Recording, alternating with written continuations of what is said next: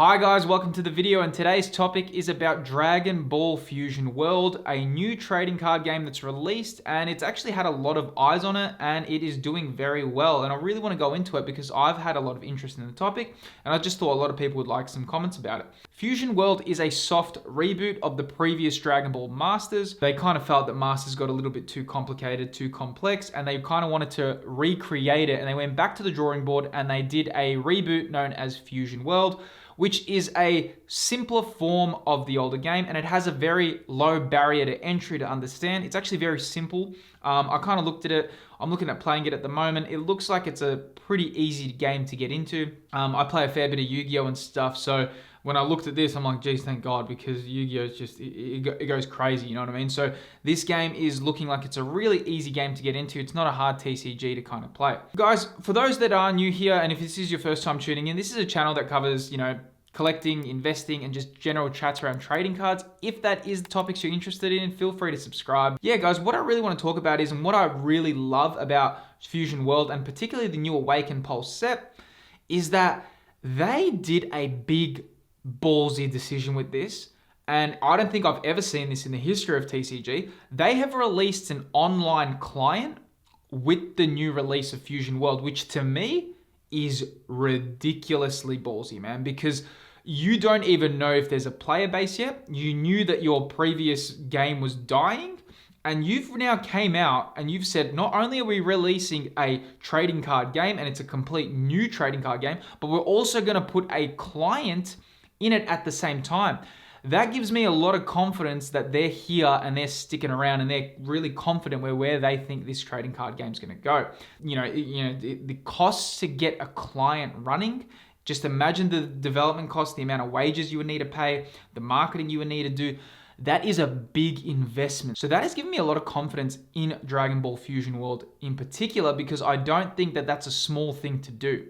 When you really think about it, that's a pretty significant move. What I want to talk about is the first release, which is FB01, Awaken Pulse. Now, what's interesting about Awaken Pulse is they kind of released it and they didn't expect the set to have such a demand. So they kind of released all the sets, they set out the allocations, and now the demand has been really high for the first set, which they didn't expect. So it's actually quite hard to find Awaken Pulse for a good price at the moment. I'm just going to pull that in. I'm on TCG Player, and we can see, here we go, Awaken Pulse. It's a really cool booster box. It actually looks really good as well, which is great. 24 booster packs in a pack. It's not like Pokemon with 36. It's more similar to Yu-Gi-Oh.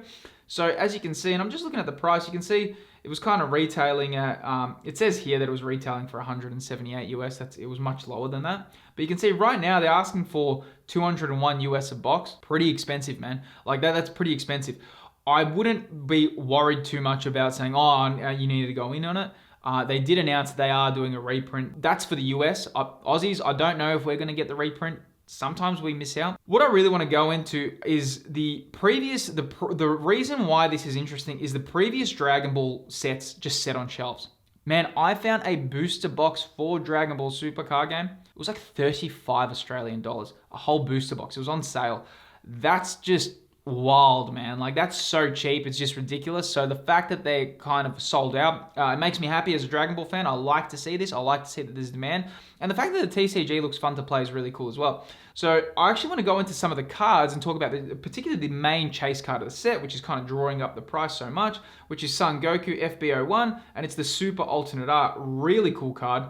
Looks fantastic. But you can see right now it's selling for about 1.3K US. And it's actually holding. It's been holding for the whole month at that price. Don't know if that's going to hold. I don't know the exact pull rates on this, but this is the kind of the bread and butter of the set. This is the card that everyone wants. 1,300 US for a raw card is ridiculous.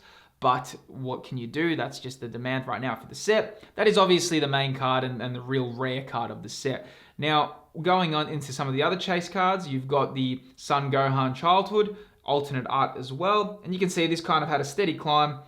Went up to about 214, and now it's kind of dipping back down. It's on 206. I do think very likely, especially with the reprint, expect these to go down. So people do need the cards to play in the TCG, but these are alternate arts, so meaning they are just nicer versions. These are the collectible cards pretty much. That no one's going to put these in a deck to play. You've got base versions of these cards. These are the ones that you really want to collect. So these are the collectibles. Now, this is the next card, FB01, Alternate Art, Awaken Pulse. You can see as well, it went from 158, kind of now down to 137. So you can see that the cards that there's actually a few valuable cards. I don't think a lot of these are going to hold though. Dragon Ball cards, look, but I'm talking from the previous. This is a complete new set, so I'm not sure. If we look at One Piece, it's probably a better way to look at it because same creators, same everything. Same production company, sorry. And yeah, you can see, I mean, this is another alternate art of the set. The Goku Black, really cool artwork, looks really awesome. And you can see it's also having a nice steady, which is really normal. This is really normal. It has to find its feet. When sets come out, cards come out, they're finding their feet, right? A lot of people FOMO and they just think, oh, I need to get the card now. They usually find their feet. Like I say, it's no different to Pokemon. Wait a little bit, figure out a time to buy. Buying right now, I personally find that to be a little bit, usually you do overpay, usually. Here we go with Trunks alternate art as well. Looks really cool, and it's had a steady drop as well. Same with the Cooler, which is, I really like this card. This one's actually been rising a little bit in value, but nonetheless, man, hey, that's a really cool artwork of Cooler. And look, I think what's kind of pulling the cards is the artworks. The artworks are really pulling the art, I think, pulling the set, and they're making them interesting. I think they look great, but these are all alternate arts anyway, so they are the collectibles of the set. Like I said, not many people are going to be playing with it. But guys, really what I want to talk about is I actually think this is a really good collectible set. I think that the artworks are great. I think that Bandai now have plenty of experience with One Piece and Digimon.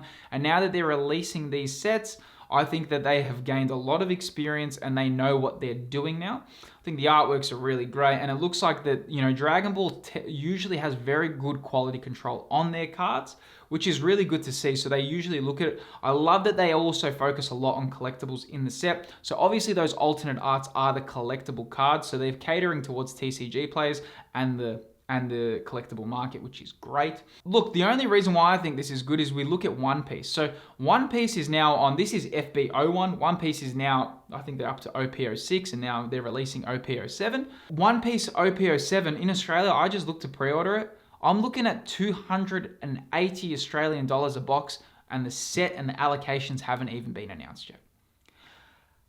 That to me is just so ridiculous. And not only that, I think that if Dragon Ball does follow the same trajectory as One Piece, because it is the same company and they're doing the same kind of style, it's very similar, we could see similar things happening with Dragon Ball.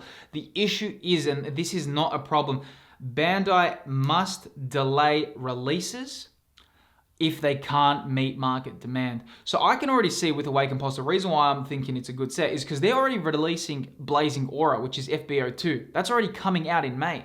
And they've already got pre-orders ready for FB03, which is the third installment of this Fusion World. So what they're doing is they're already thinking, hey, we're releasing 02 and we're releasing 03, but people haven't even been able to get their hands on the first one. So why are you releasing 2 and you've already got 3 scheduled for August when you can't even get the product out for number 1? People are saying all these weird things, but the reality is, if you cannot meet market demand, you need to delay your releases, man. It's not fair on people who want to play the game, because you've got a lot of demand. You shouldn't be capitalizing on that and just pumping out sets, because people are just buying them and they can't even get their hands on it. Really what you should do is say, hey, look, it looks like really the next set, the really Blazing Aura should come out in August, and then the next one should come out probably in December, so they can get the production quality and Awaken Pulse can actually finally come out and people can get their hands on it. Like when when I think of the PS5, that actually had a genuine electronic shortage in COVID. These are cards, man. So these are trading cards, and if you can't meet market demand, you need to delay your releases. So I'm a little bit concerned actually as well that even though I think it's a good collectible, I think it's a hard set for me to collect when I know a lot of people want to actually play the trading card game. So you have this kind of dilemma where it's like, yeah, I want to collect the cards. I'd really like it. I want to buy some product, but also people want to actually just play the games. So look, guys, I think that they really need to focus on their production and be able to meet demand. Pokemon kind of really had to take that approach back in 2021. They had a similar experience to this with Celebrations. They couldn't meet product demand. They kind of said, nah, we're not going to have people miss out on product. We're going to get on top of it. Bandai need to do this as well, because they got One Piece. There's a lot of eyes on it. Seems Fusion World is going to have a very similar outlook, especially with the first box. We're going to see with the second box, but I can already see there's only a few places left that I can pre-order the second box where I am in Australia. The third box is pretty available, but that's all the way out in August. So yeah, guys, I think it's a really unique TCG, and I love the fact that they released an online client. Even Digimon and One Piece don't have official clients, and they're massive. So the fact that they've released a client, it's not a small thing. Like, there's actual animations and everything in the game. A fair bit of work went into that. I think they're really serious about this set. I think they're really serious for this to take off, and if they're being serious, we should be serious as well. So that's the real way I'm looking at it. And I think the game is really easy to learn as a trading card game. And because it's got a low barrier to entry and it's kind of easy to learn, I think that's going to, motivate people to just try the game out. And look, following One Piece success, which is obviously the most hottest TCG right now in the game, the fact that they're following it and it's the same company doing it, we can expect some interesting things to happen. But right now, I think Fusion World and particularly Awaken Pulse is an interesting collectible. I'm definitely got my eyes on it. But yeah, guys, let me know your thoughts on where you think the set's going to go. I'd love to know what you guys think about the set, and if you're into the Dragon Ball games, it's new. So this is a fresh, new TCG that's released. I'm really excited. I want to see where it goes. I will be covering more videos of it, how it goes. So guys, yeah, feel free to subscribe, and I'd love to see you on the channel. Thanks for watching, guys. I'll catch you in the next video. Peace.